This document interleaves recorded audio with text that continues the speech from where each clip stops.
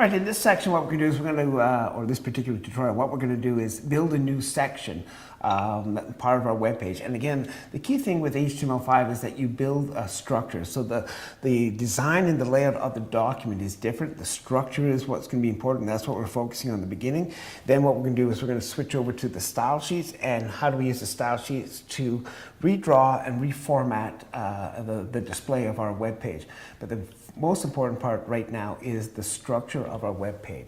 So we're going to start off then. This is the file that we worked on in the previous tutorial, and I'm staying in the code view, and we can do this in the design view or in split view, but I'm going to stay in the code view so it makes it a little easier for us to read.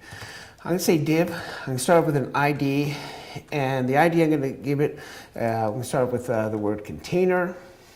And this is going to be the div tag that displays the entire content of the page. And as we did in the previous tutorial, we put in remark statements.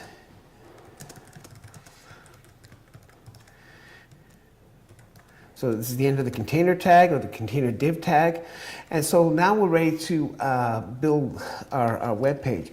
Before we go any further, this container, basically everything within the container is going to be what is displayed. So the first thing that we do is we basically draw a container and we put all of the elements of our web page inside that container. So that's going to be your first step when you start to build an HTML5 page. Now we want to take that one big page and start to break it down into different components. So the first thing that we're going to put in here, I've just indented here a little bit, and I'm going to put in header, and I'm going to type in, this is a new feature called role equals, and this is going to be a banner as my new role. I'll press the enter key, and then I'm going to put in the closing header tag. So header is one of the new HTML5 tags. So this is brand new. And the word role here comes from the XML world, and where you can define what the role of a particular tag is. And you can actually start to customize features and data based on the role of a tag. For now, we're not going to get too much into that, but I just want to introduce the role parameter. Again, it's something new with HTML5, and so for some of the more advanced features and style sheets, we could probably start to incorporate some of the styling based on the role of those particular tags.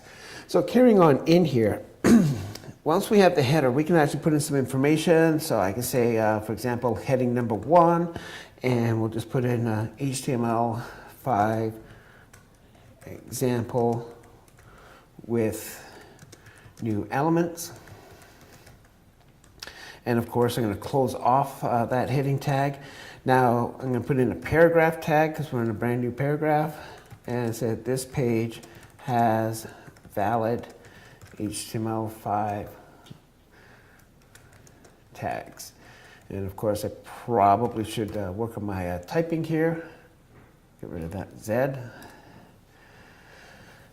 And basically, we have the closing header tag. So if I go into the design view, you're going to notice that you can see the perforated box around here. That perforated box indicates that I have a div tag, and here's the content that's inside of the div tag. I go into the split view, allows me to see the preview here, and allows me to see the code.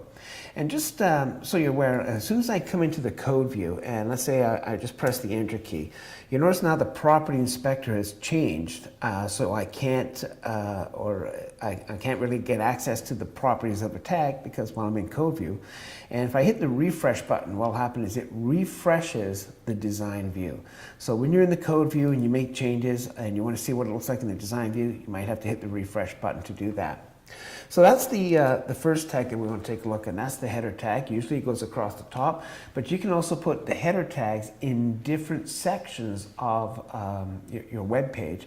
So it says if you have an article or a different section that you want to have, you can actually put a header for articles or sections within your web page. But primarily, you want to make sure you have one up at the very beginning and make sure that you don't have it covering the entire web page. You don't want to put a whole bunch of them in a row. Just every time you define a different category, you can probably put in a header tag. So you'll see how we do this later on as we progress through our tutorials.